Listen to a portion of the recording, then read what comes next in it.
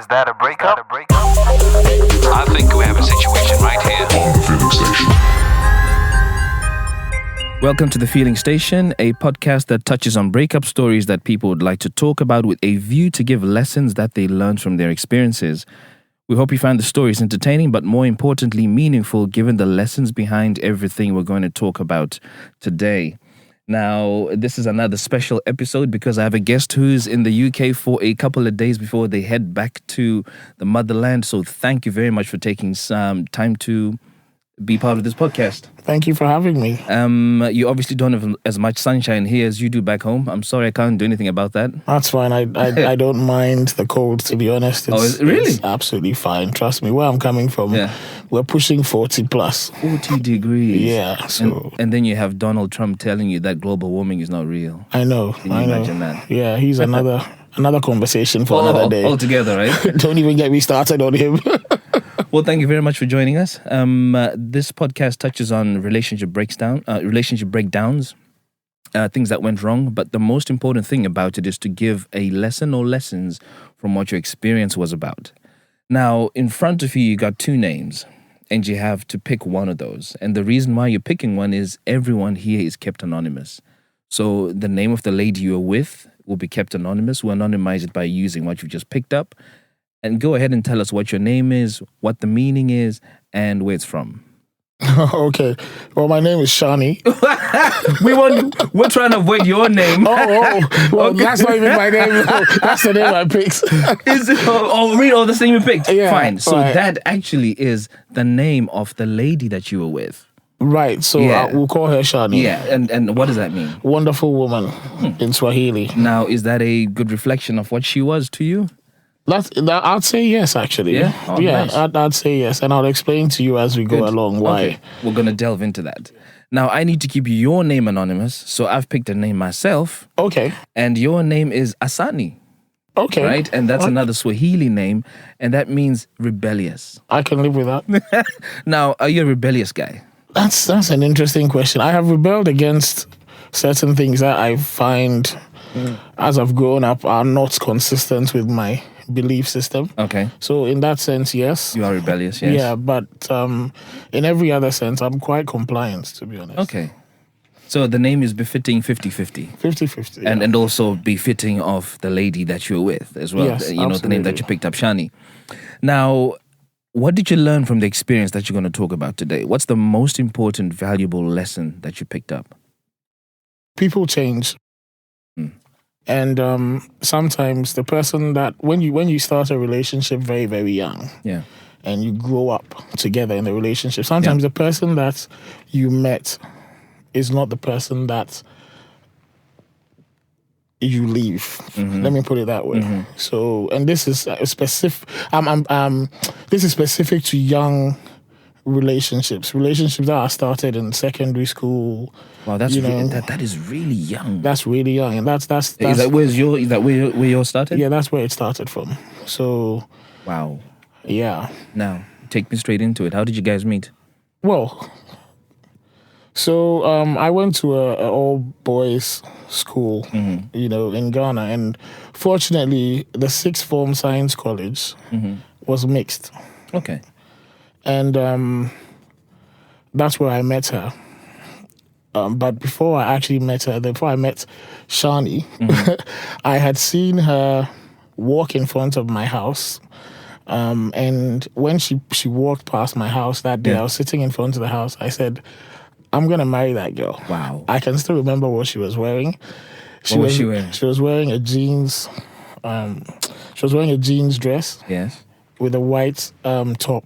Yes. On top of it. And I remember clearly I could still see her walking past. I said, I'm going to marry that girl. Talk about first impressions lasting. You still remember that. Yeah. This girl was the love of my life. And I've never invested so much into a relationship or into any individual like I did with this person. So I happened to go to the school. I joined when I realized that she was also in the school and she was in the drama club. I joined the drama club. Were you interested in drama at all? Before that point? Before that, no, I didn't want anything to do with the drama club. Everybody else was playing football. Like, what are you doing in the drama club? Like, you don't know. Yeah. You don't know what's up. Yeah. You know. So I went to the drama club and I introduced myself to her. I became friendly with her, and then because the girls were not, we were boarders. The boys were boarders, but the girls, they leave. Day scholars. You know, day students. So I'd go and see her off to the bus stop after drama classes, you know. Yeah. And that's how the relationship started. So like after school or like on holidays when I come back, I'd go and look for her at home. She didn't live far from my house. Were you about 16 at this point? But what age is that? Roughly? Yeah, we were looking, I was about 16, 17 yes. Okay, cool. when I met her. You know, and wow, she was some amazing girl. Everybody wanted her. And I knew that everybody wanted her. And that I always went for the girls who everybody wanted but couldn't have. She was almost impossible to get because she was so principled. Yeah. So she was just so unattainable, you know? Yeah. There's some women who are just unattainable. So what is it that you had that made her say yes to you? What is it about you that she liked? I think one of the things I remember very clearly when I used to go and visit her is that she told me straight, she was like, I think you're really handsome. Oh, hello, brother. Obviously, I've put on a bit. I wasn't like this at all. Yeah. I was actually really handsome then, and I believe her. Yeah. You know, and she used to say it all the time, that, she thinks I'm really handsome. And that, when she said that to me, I said, I've got a chance, man. I got to get in this one. Yeah. You know, so well done. Yeah, I don't think I ever actually proposed to her. It was like, it just progressed. We were just hanging out all the time. We do stuff together. I say this in every episode. This has become the theme of every episode. I can't remember when guys stopped asking girls to be their girlfriend. Yeah. I don't know what's happened to that. Or maybe that's the new norm. You know, and maybe we should just accept it that that's just the way things are. Yeah. So that's what happened with you. Yeah. It just flowed. Just flowed. Yeah. Okay. I mean, when you genuinely like someone, there shouldn't really be a point where you say, "Can you?" You know, if you have to ask, it's not yours. Really? I'm telling you, that's what I've learned. Every woman that I've been in a serious relationship with, I have never had to say, "Would you go out with me?" Because when it starts, you just know this is it. We're doing it. It's very interesting because I have a couple of friends who fallen into the same trap.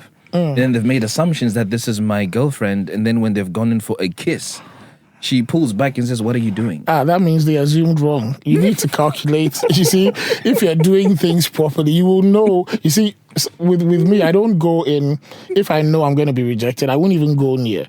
So you test the waters, and then you look for the green lights, and you proceed cautiously. Okay? Even if you have the green light, proceed cautiously. Yeah, proceed with caution, because women, you know how women are, sometimes it's a green light, but it's actually a red light. They themselves, they don't even know the signals. They're not sure. So always proceed with caution. Okay, look for the green lights, but proceed with caution. And if you go down that route, you don't really need to ask the question. No, because it's obvious. It's obvious. So you didn't propose, and then you go into the flow. Things are moving nicely. You guys are about 17. So early on in the relationship, we had a few challenges. And I realized that she was the type of person who, how do I put this? She was on and off. As in, one day, we're doing this, we're going out, then the next day, I'm not really sure if we should do this. You see what I mean? These are the things I'm talking about. Cool, I understand what you mean. And a proposal saying that would you go out would not have solved that problem. Okay, I see. It would have probably made it worse, because in her mind, her mom was some sort of super religious person who, if she didn't want to admit to herself that she was actually going out with me. Do you get what I mean? I see. So by going directly and saying that, will you go out with me? It will prompt her to think, oh, I'm in a relationship, that's illegal. No. Gotcha. But you go down the friend route, everything happens anyway. Gotcha. You don't lose anything. Do you understand? So, early on in the relationship, we had a few challenges, and this was because of her on and off nature. At some point, I realized that she was a bit not so much into me. She would switch off or do something else, or, at some point she even told me that, oh, you know what, I'm not really interested. We're too young, let's wait a bit. So I was like, okay, fine. So I went and got myself another girlfriend. Being the handsome guy, it was Exactly. easy for you, pal. Yeah. And then she heard about it. And then she came to my house. And she's upset.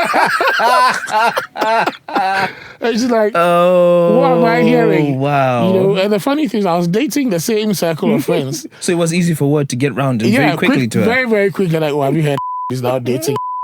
Sorry, I'm just, yeah. No, I'll sort that out. Remember, your name is Asani. Yeah.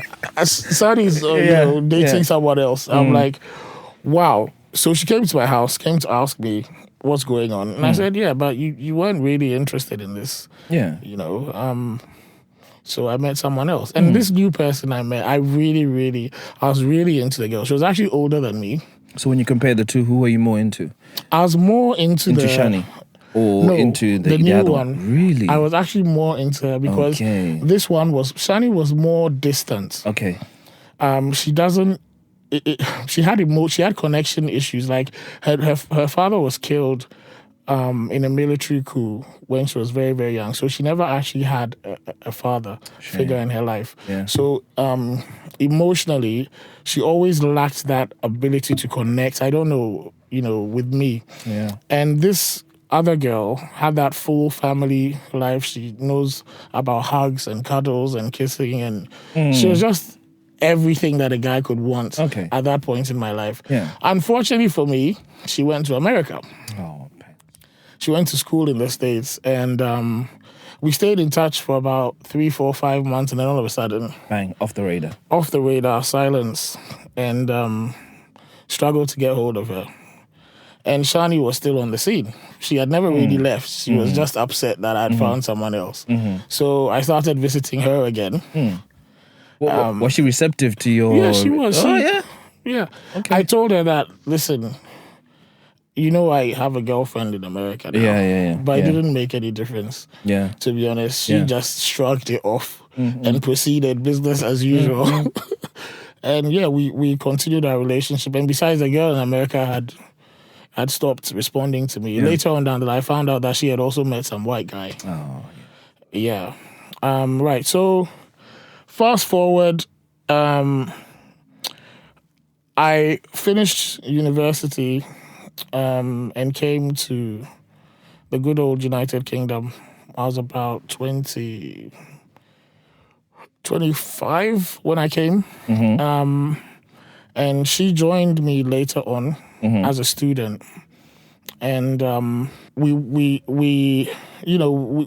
started like living together, not officially, but on and off boyfriend. We just continued from where we left off. Yeah. She was working, trying to raise money to kind of pay her her school fees, and I was also supporting her because I was working full time, at the time. So I supported her to raise money to continue her education and everything.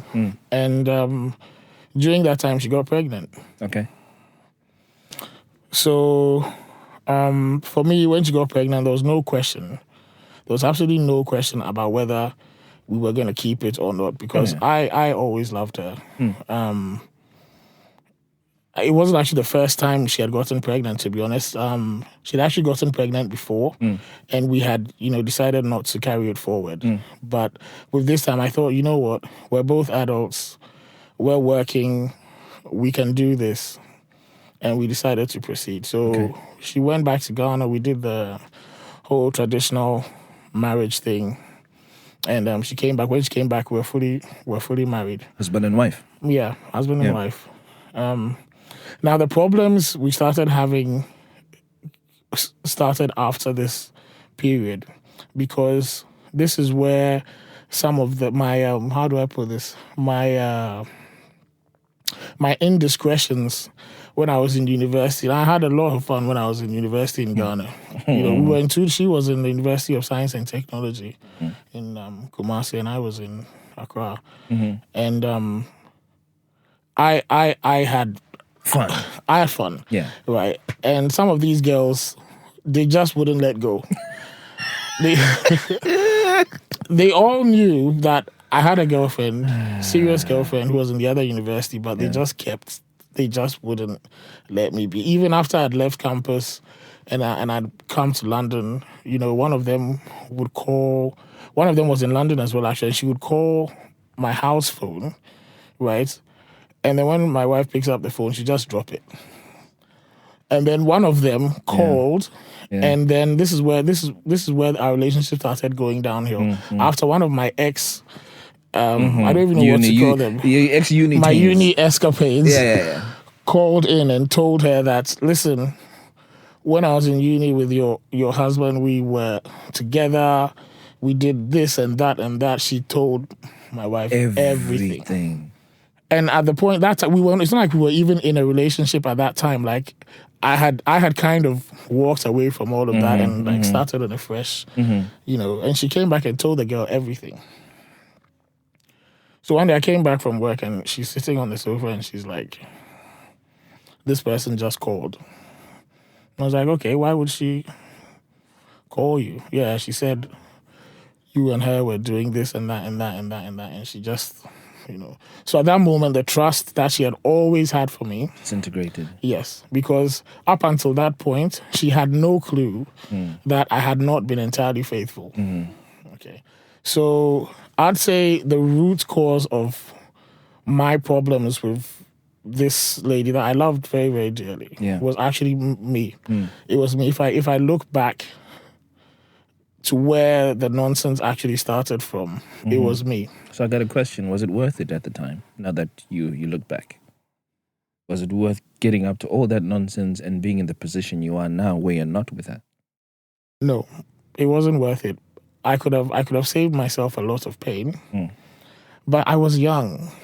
And although it wasn't worth it, I don't regret the things I did at the time because, you know, when you're in uni and you're young, there's some things that if you don't do at that point in your life, you grow up wanting to do. Yeah, you start doing them in your 50s. Yeah, in your 50s. Those are the uncles we see in the clubs. Thank you. Trying to, you know, recover the things that they should have done when they were 25. Yeah. So I have no regrets. I have no regrets. Although I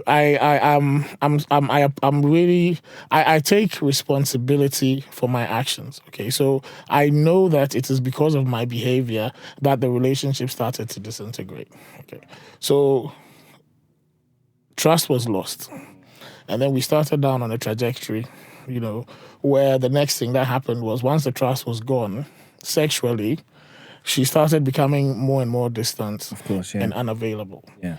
So it would start with something like, don't touch my breast anymore. I don't like it. This is something that, I mean, we've been having sex for years. Like, these are things that we always used to do, and all of a sudden stop. Then don't go down on me anymore. I don't like it.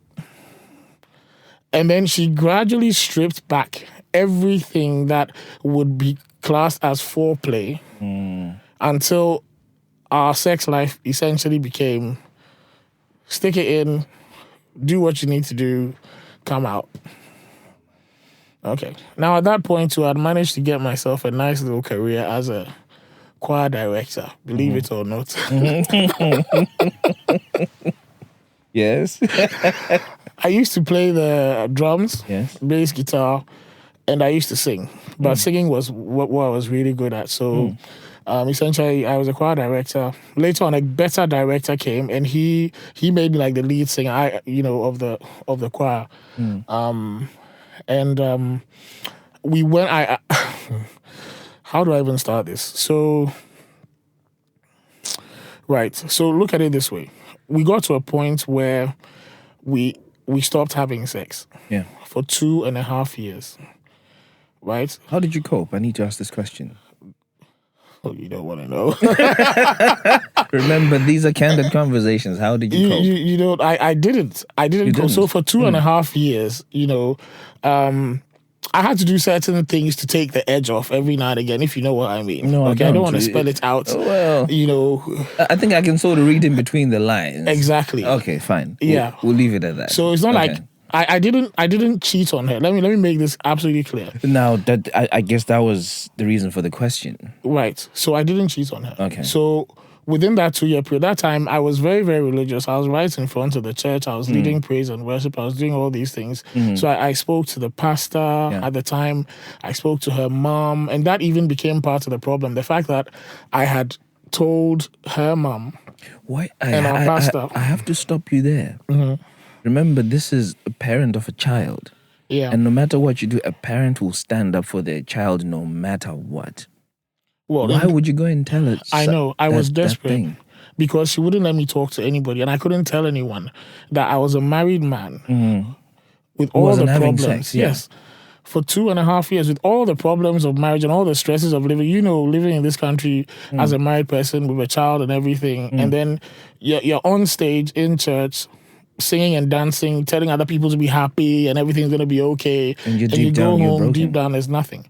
So, see, she had systematically stripped down our sex life to a point where it was zero. Yeah. I didn't know how to approach her because she had rejected me so many times. I decided, you know what, I'm not even going to ask you anymore. It's not even worth it. I'm not going to ask for sex at all. So at a point, I wasn't even asking. I'd stopped. So after 2.5 years, this is where it really gets worse. Look at me, choir director in the church. I had an affair with 2 girls in the choir. This was after 2.5 years of no sex. Yeah. I ended up having an affair with 2 girls in the choir. And she found out. How did she even find out about the first one? Yeah, the first one. So basically, we had gotten to that point where I come home late. She doesn't ask questions. She comes home late. I don't ask questions. And one day I came home late, and I was calling the girl to tell her that, I'm home, and we're just reminiscing all the stuff that we had done before. And because we don't sleep together, my wife and I, she was listening to a conversation behind the door. So you're in the room and she's listening to everything behind the door. Yeah. That is messed up. Yeah. So she heard everything. That is messed up. She heard everything. And was she upset?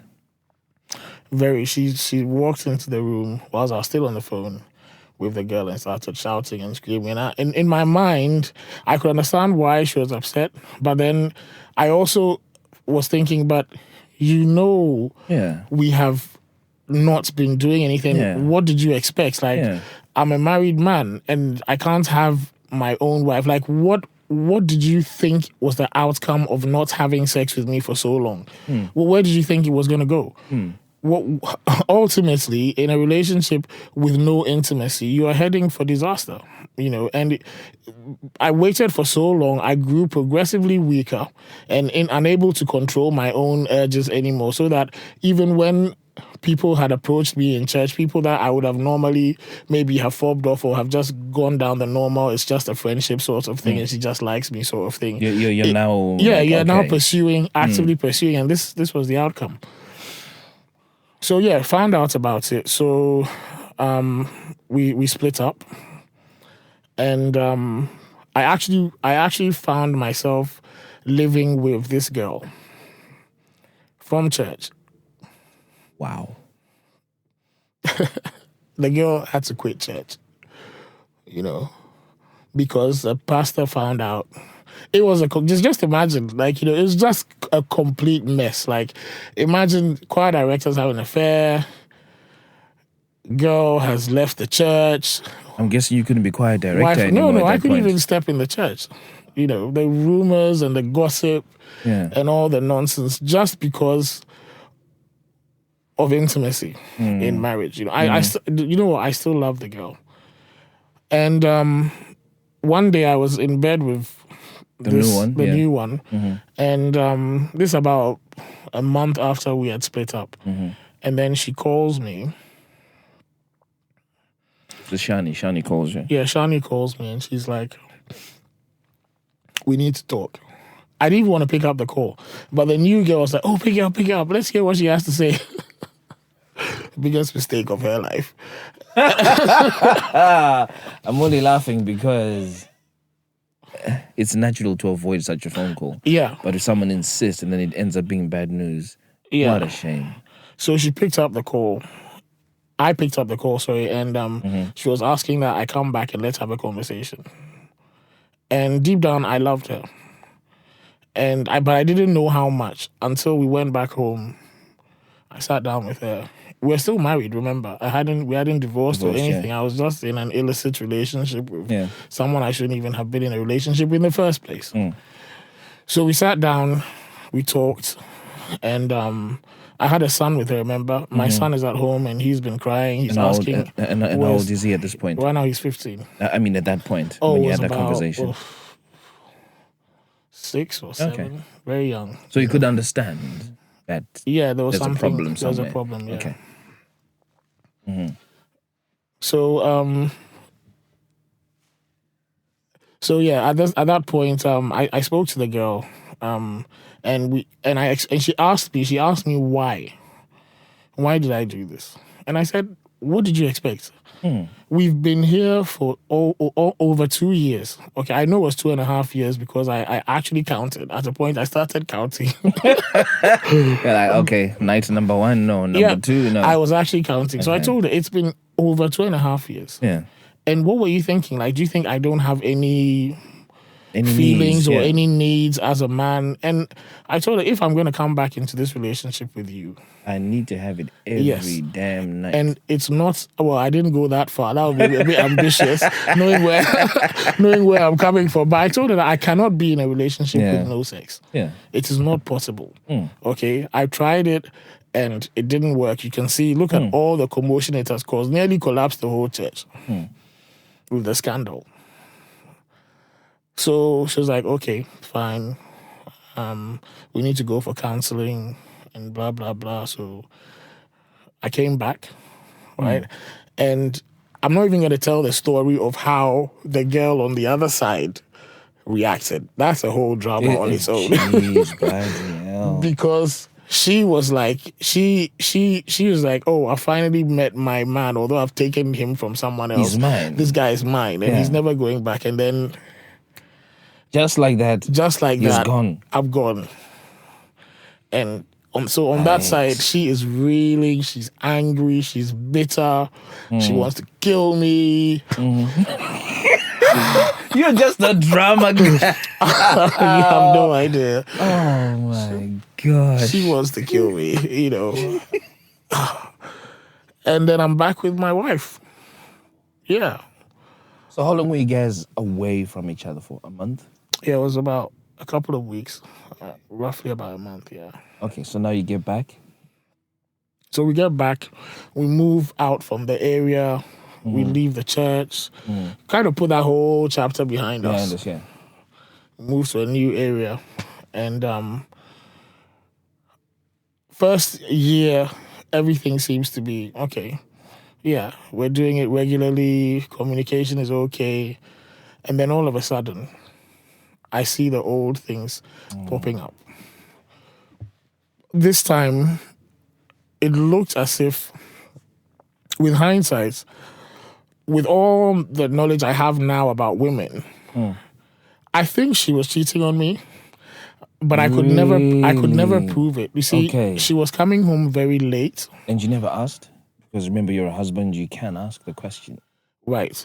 I didn't have the moral right to ask. Because you felt I'm the cheater in this scenario. So you were always going to be under the thumb. Exactly. I can't accuse her of things that she should say something like, I'm not like you. I mean, but it's a question. Yeah, I never asked. You've been coming home late. Is everything okay? We would all leave home, we'll leave home at 6 in the morning. I'll be home after work. I'll pick the kid up. By 5, 6, I'm home. She'll come home midnight. Sometimes she'll come home and I wouldn't even see her. She wouldn't come and sleep in the room. I mean, Asani, you could have asked the question, though. You could have asked the question. Even though you were in a position of disadvantage. I did better than that. I feel, I started recording her conversations. With who? How and where? So I had an iPad, which I'll just leave in the room, and it had a recording app on it. Where as soon as you start talking, it picks up the sound. So I'd come back from work and I'll just listen to hours and hours of her conversations. There was a guy that she was talking to, who was in America. So I couldn't really, although the conversation was a bit,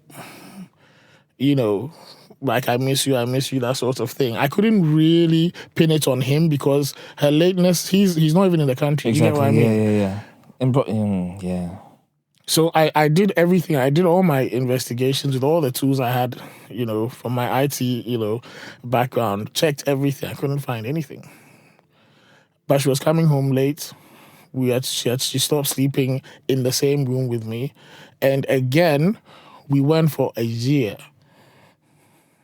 No intimacy again. So we went from loads of intimacy, gradually decline, stop. No intimacy again for 1 year. And it's at that point, I said to myself, you know what? At that point, I had complained to my pastor, I had complained to friends, and I said to myself, how long are you going to keep complaining about your circumstances? Okay? This is what this woman is like. She is never going to be totally committed to you. Her work is her priority. Intimacy is an issue. But it's not as big an issue for her as it is for you. Yeah, it's a big issue for me. And do I want to be in a relationship where I am constantly begging for sex? That's not me. It's demeaning. Do you understand? I mean, why should you be in a relationship where every encounter has to be negotiated or bartered or begged or pleaded for someone who supposedly loves you? Why? So I said to myself, listen, you're either going to stay in this and keep your mouth shut and don't talk to anybody, because that was also becoming part of the problem. Yeah. So many people had heard what was going on. Everybody's asking questions. And you got all these people in your business. Everybody's in your business, and that's not cool. No. So I said to myself, you know what? I think I don't see her changing. Mm-hmm. So either I change and I move on, or, I stay and I keep my mouth shut. And I chose to move on. So one day, because you knew you couldn't keep your mouth shut. I started planning my exit from that relationship. It took me about 3 months, or even more. It took me about 6 months. And all the while, I was putting together a letter that I was going to give her on the last day. So I was writing this letter patiently day after day, and I was adding incidents that were happening in real time to the document. Jeez. So that by the time that it came for me to hand over and leave, I had everything. An emotional register. Yeah, something like that. So wrote everything down. One day I looked for a new place, new flat, furnished it. We were so out of touch with each other that she didn't even notice that I had packed. None of my stuff was in the car. I had actually moved everything out for like a week. And she didn't notice? She didn't even notice. Until I put the letter on the side, when you enter the door, there's like a heater on the right, and I just put the letter there. And then I shut the door.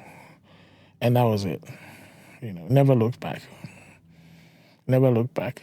What was her reaction when she read the letter? She called you? No. Nothing? She didn't call me.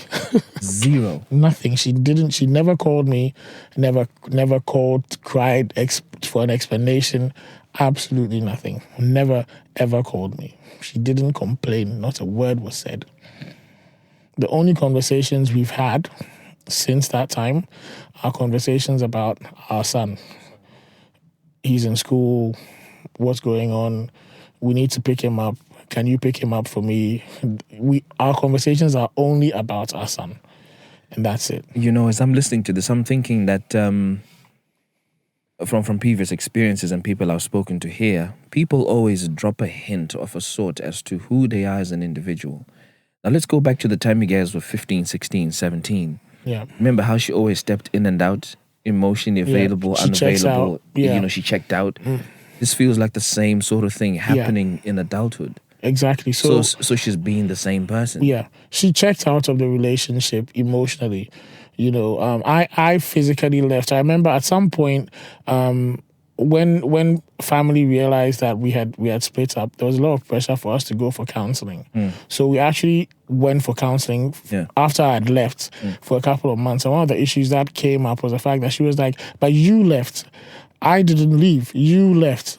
Do you understand? And I kept on telling her that you had checked out of the relationship a long time ago. You were just living in the house. Nothing was happening. So I left physically, but you had left emotionally a long time ago. That's what it was easy for her not to follow up after she read the letter. Exactly. She didn't follow up. There was nothing there to follow up and check for. Think about it. Yeah. If you love someone and they've left you, at least, bare minimum, you would pick up the phone and go, "What's going on? Let's talk about it. I want you." Do you understand? You would nothing. I sat there. I felt so bad. We're expecting something. I was expecting that. I've moved into this. My new place. I've moved out. My phone is there. Yeah. Let's see if she calls me. Let's see if we have that conversation, because maybe deep down, what I was really trying to do was to do something to kind of get her attention, see that, look, we're failing again. I'm trying to get your attention. I'm reaching out. You're not listening to me, And I did that and she didn't respond. In hindsight, do you regret doing that? No, I don't. Because I've moved on with my life. 2.5 years after that, we divorced formally. And I've moved on. I've remarried. I have a child with a beautiful child. Congratulations. Another beautiful, younger lady, back in Africa. So I've completely moved on away from there. And the only thing I regret is the fact that I didn't leave because I fell out of love with her. That's the sad thing. I never actually fell out of love with this girl. Like, I hate her. I have no ill feelings towards her. Absolutely none. Apart from the fact that maybe we're not intimate. In many, many respects, she was a really wonderful woman. Just like the name said. Just like the name. And now I understand what you said that you'll explain in the episode. Every other aspect of our relationship, in terms of her intelligence, her hard work, her determination, the way, if the two of us were still together, we would be way better off than where we are separated now. Now she's like a director at a top company. Now I'm self-employed, running my own business between two countries. We would have been so far. You'd have been a very powerful very powerful couple, yeah. Absolutely, we would have been so far ahead. And the sad thing is, all the hard work and the investments that maybe she made in my life, and that allowed me to do the things I'm doing now, someone else is enjoying those benefits. And she's not enjoying. She helped me in the struggle, but now I've gotten to the point where I have a bit of extra. She's nowhere to be found. And that always breaks my heart, because I know how much she also invested in me. Likewise, I also invested in her. So those are my regrets. Yeah. But with hindsight, would I have gone back and done everything again? Yes, she was a wonderful person. She's the type of person that she was loyal. So efficient and you can trust her to get things done. Do you understand? If I needed anything done, and I know that I leave it for this girl, it will be done. In every aspect of our relationship, she was amazing. Except that little intimacy bit, which continuously escalated into. Yeah. So maybe, I guess, another lesson is how important intimacy is in relationships, and how we shouldn't underestimate what a lack of intimacy can do to both men and women in a relationship. If you're in a relationship with someone and for whatever reason you don't want, why would you marry someone's son or daughter and decide that I will not have sex with you for extended periods of time? You're just throwing that person into a pool of temptation. Yeah, a pool of temptation. And they're going to sink. Eventually that's what's going to happen. There is no positive outcome in a relationship where there's no intimacy. Absolutely none. Ultimately, it's going to end up in tears. Someone or several people are going to get hurt. So maybe my advice is, yes, people change. The people that we knew are not the same. So just whilst you're touching on that, because that was your first lesson, who do you feel changed? Was it you or she changed? We both changed. I would say she was more mature than I was in the beginning, because when I was, can I use the word fucking about? Yeah, when I was in uni, essentially, that's what I was doing. When I was fucking about, she wasn't. And she had her head screwed on. She knew what she was. I was just playing like any 25-year-old guy who thinks he's handsome and he can have any girl he likes. So it was just fooling around. And she had her head screwed on. As a result of my stupidity, problems started happening in our relationship based on my poor life choices when I was in uni. So did I change? I think I changed for the better, but it was too late. It was too late, yeah. The damage had already been done. And she was matured already, became even more matured, and realized that maybe we're also around the same age group. She was way ahead of me.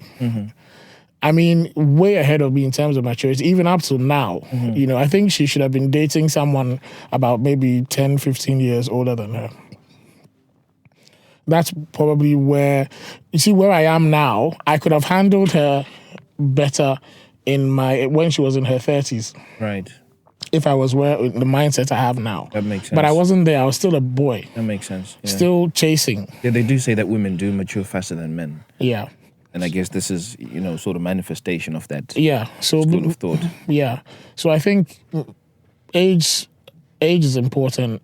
Probably marry someone younger than you, because as a man, you're still a bit childish. If you marry a woman who's your age mate, chances are she'll be way more mature than you. And whilst you're still playing games, she's pushing other more important, you know. And by the time you get to where she is, she's long gone. She's long gone. You've lost her, you know. So I lost a gem. Well, for those who've been listening to this particular episode of the podcast, really, really interesting story has come out here from Asani and Shani. People change. The same person that you met from day one might not be the same person that you are with at the time that you're breaking up. And do not forget the importance of intimacy, because that is the one chemical connection that keeps you going and that spices things up. You've been listening to The Feeling Station. I'm your host, Tinto, and we will catch you in the next episode. Peace. Tell me what you're feeling. Satis on Daro Raini and Chagizai. Tell me what you're feeling. Now that it's over. Satis on Daro Raini and Chagizai. Let me talk about my feelings. Let me talk about my feelings, yeah. Urudoi motor no to kujiziro amai. Kujiziro amai. Love is a fire. Urudoi motor no to kujiziro amai.